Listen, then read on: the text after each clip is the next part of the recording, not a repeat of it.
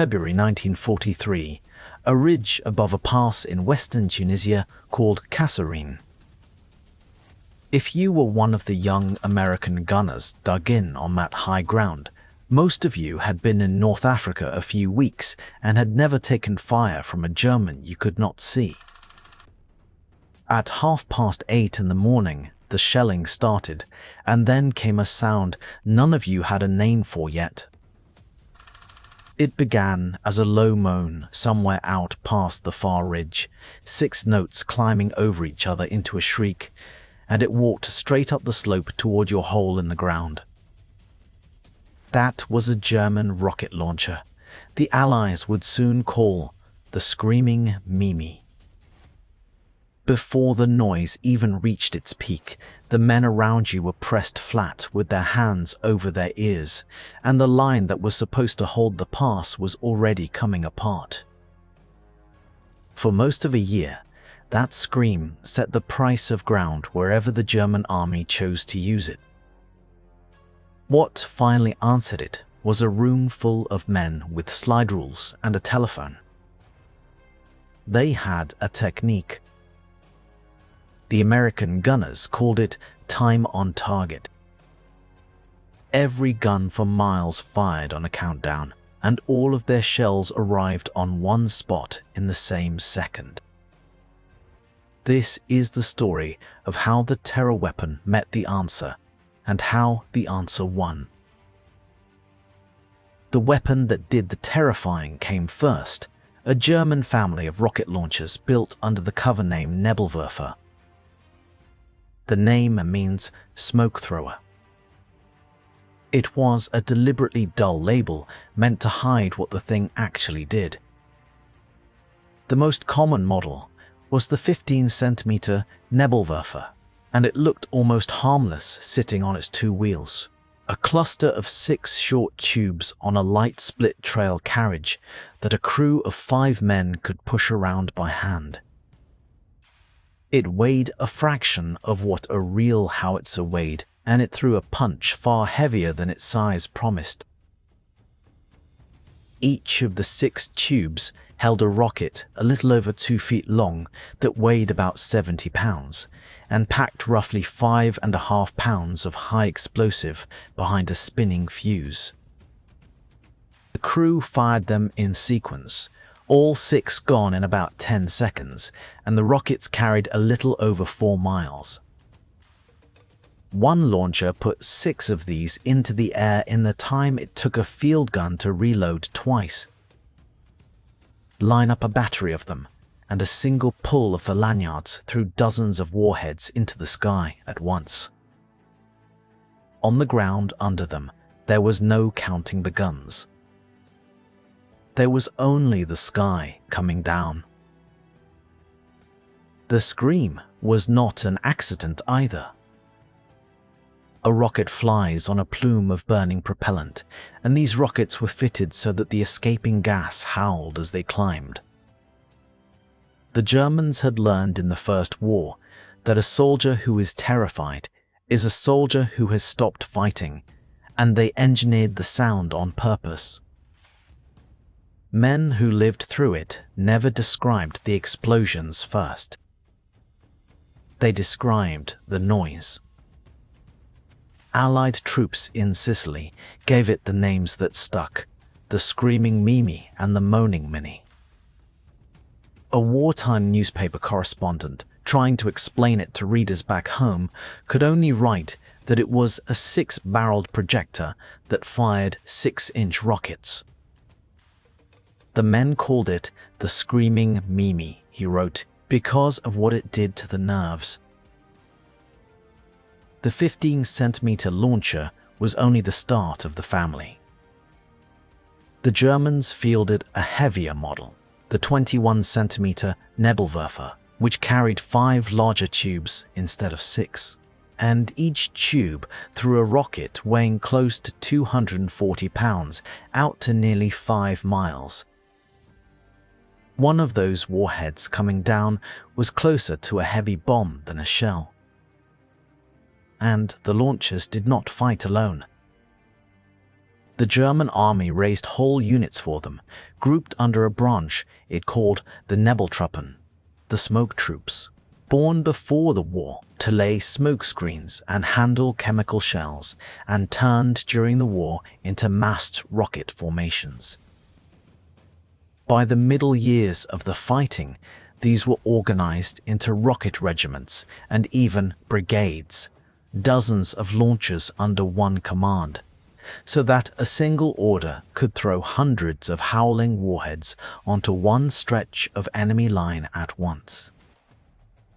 When the men at the front heard the moan begin, the sound was often a whole regiment of launchers. They opened together all at once. The mass of warheads and the sound came together at Kasserine Pass.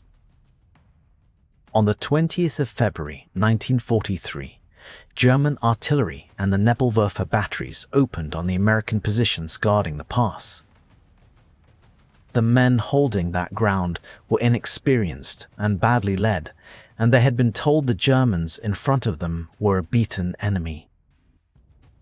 The rockets taught them otherwise in a single morning. The defense wavered. Then it broke for the rear. The valley floor behind them filled with the wreckage of the retreat, more than a score of tanks and dozens of half-tracks left where they were abandoned.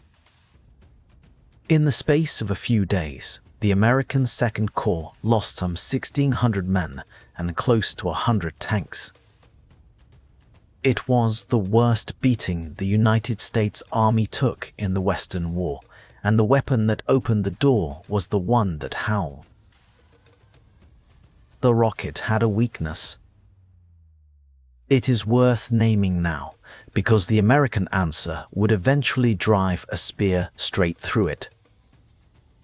For all its mass, the 15-centimeter rocket was not accurate. The propellant did not burn evenly from one rocket to the next, so a full salvo did not land in a tidy cluster. It scattered across a patch of ground roughly a third of a mile long and 140 yards wide. That made it useless for hitting one bunker or one gun, and lethal for blanketing an area full of men. It was, in the coldest terms, a weapon for breaking morale over a wide space rather than destroying a point. And there was a second flaw.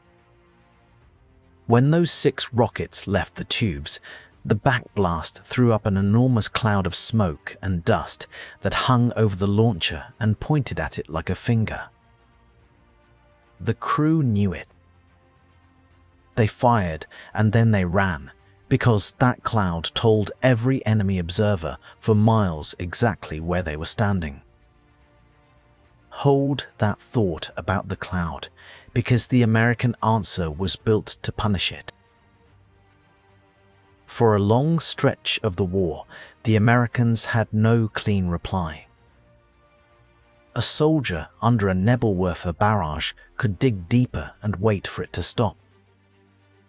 What he could not do, in 1942 and into 1943, was reach back and silence the thing that was tormenting him with anything like the same speed. American guns hit plenty hard on their own. America's standard division piece, the 105mm howitzer, was a fine weapon, and the heavier 155mm guns hit harder still. The problem was time. To answer a rocket battery that fired and displaced in under a minute, you needed to bring a great weight of shell onto a map coordinate faster than the enemy could pack up and drive away. In most armies of that era, massing the fire of many guns onto one point meant a slow relay of orders, each battery ranging in with trial shots, the whole business taking long minutes while the target walked off. By the time the shells arrived, the launcher and its cloud were gone.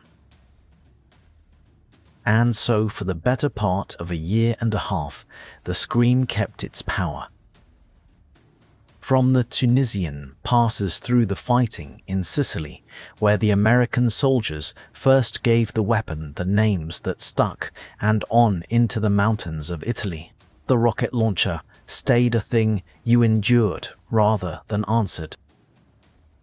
Ask what that costs a man, and the honest reply is that it is measured in more than casualties. A soldier can steel himself against an enemy he can shoot back at. Grinds him down is the weapon he can only take, the one that howls out of a ridge he cannot see and forces him flat again and again with nothing to do but wait and count. The Nebelwerfer was built to work on exactly that nerve. It did not need to be accurate to empty a trench of its will to fight. It only needed to arrive, and to sound the way it sounded, often enough that the men underneath it stopped thinking about the attack they were supposed to make and thought only about the next salvo.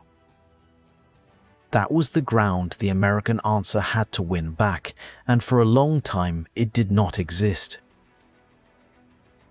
The Americans closed that gap, and they did it with an idea rather than a machine. The idea grew up between the wars at the Field Artillery School at Fort Sill in Oklahoma, where gunners built something called the Fire Direction Center. Picture a tent or a dugout well behind the guns, with a large firing chart on a board, the position of every friendly battery surveyed and plotted on it, the whole surrounding countryside laid out in grid squares. A forward observer up at the front, a man like the ones we are about to meet, did not aim the guns himself.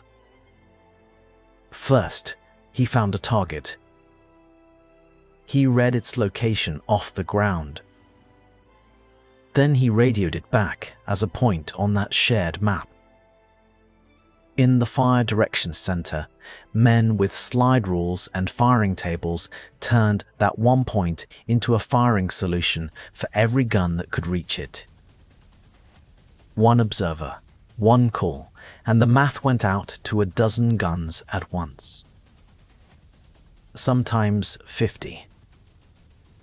Sometimes 200. No trial shots. The first rounds were meant to land on the target. There was a second thing the Fire Direction Center gave the American Army, and it mattered as much as the speed. It spread the power of calling for fire out among many men, instead of hoarding it in a few. Most armies of the day relied on a small number of specially trained observer teams, and when one of those teams was lost, the guns behind it went deaf. The Americans trained the ability far more widely, down through junior officers and even senior sergeants at the front, so that if an observer was hit, another man could pick up the map and the radio and keep the fire coming. A battalion Fire Direction Center could also juggle more than one call at a time, working separate targets for separate batteries without falling silent. The result was an artillery arm that was very hard to blind. You could neutralize the man watching, and a minute later another pair of eyes was reading you the same grid. That system made possible the technique the title of this story is about. The British had worked out the seed of it in the North African desert, a way of timing counter-battery fire, so shells arrived together, synchronizing watches off the radio time signal. The Americans took the idea and married it to the Fire Direction Center and turned it into something they could do fast and on a huge scale. They called it time on target. It worked like this. The Fire Direction Center picked the instant the shells would land and counted backward. Every battery in the chute knew how many seconds its own shells spent in the air, and every battery was a different distance from the target, so each one fired at a different moment in the countdown. The far guns fired first, the near guns last, and if the arithmetic was right, all of it converged on one patch of earth in the same breath.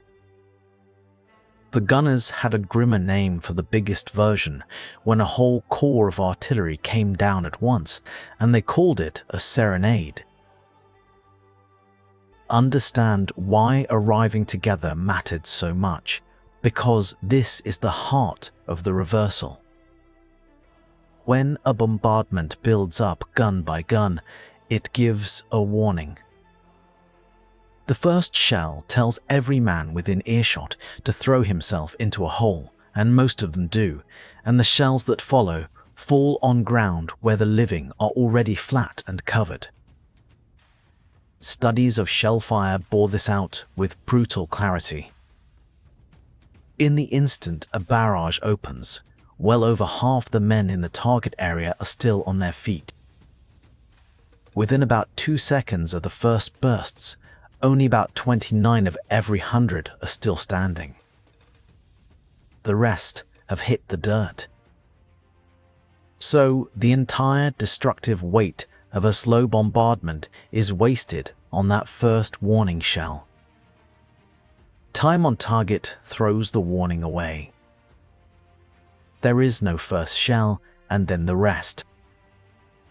There is one instant when the empty sky becomes 40 or 80 or 200 bursts at once, and it catches the whole target still upright, still moving, still exposed. Every gun does the work of the first shell. Nothing is spent on announcement.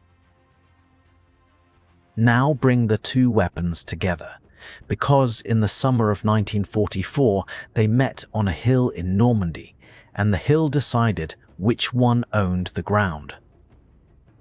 The place was a bare height east of a Norman town called Mortain, marked on the maps as Hill 314. On the 6th of August, the German army threw a heavy armored counterattack westward through Mortain, trying to cut the American army in two, and the spearhead of it was Das Reich, one of the hardest armored divisions of the Waffen-SS. Standing in their path on that hill were about 700 men of the 2nd Battalion, 120th Infantry, under a captain named Reynold Eriksson. Within a day, the Germans had flowed around and past them, and the 700 were cut off, surrounded, with the enemy holding the town below and the roads in every direction. But the hill had eyes, and the eyes had a radio. Up near the crest were two forward observers from the 230th Field Artillery Battalion, 1st Lieutenant Charles Bartz and 2nd Lieutenant Robert Weiss. Weiss was 20 years old and had come ashore over Utah Beach barely a week before. From the top of Hill 314, the two of them could see everything that moved on the roads below, every column of tanks and trucks trying to push through the gap. And with a single call each through the fire direction center behind them, they could bring the massed guns of the American artillery down on any of it. Put yourself up there with Weiss. You are lying a few feet below the skyline with a radio whose batteries are dying, hungry, low on water, the wounded stacking up around you with no way out.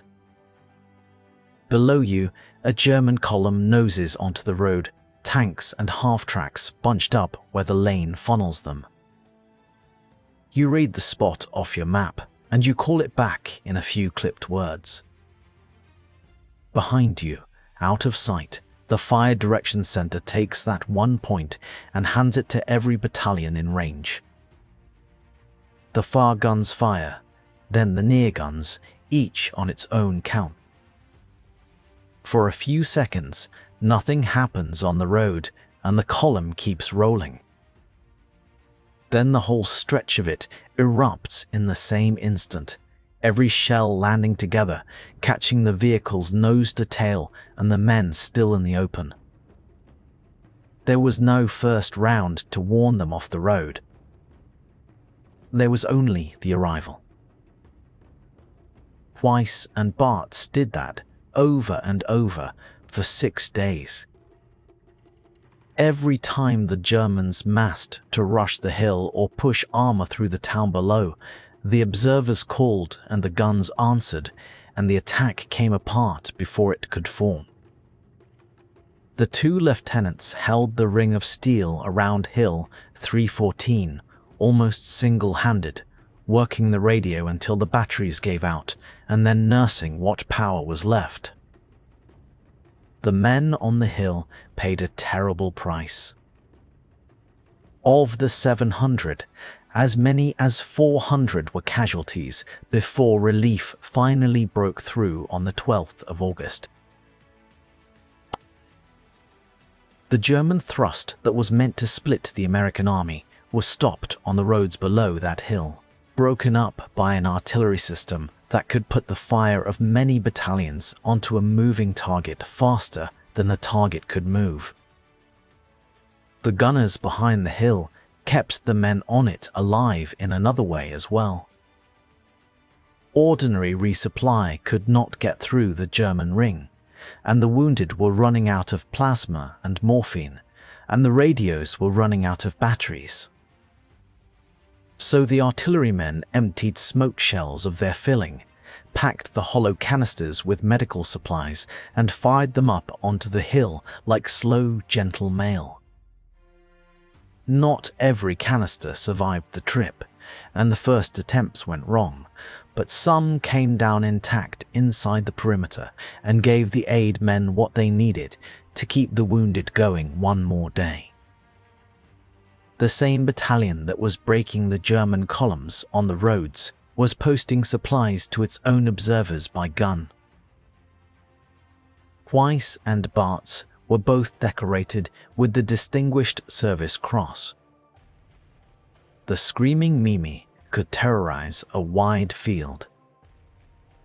It could not do this. What it could never do was reach out and crush one column on one road at one instant on the word of one man on a hilltop. Mortain was not the only place the American guns did this, and the men on the receiving end left the clearest testimony of all.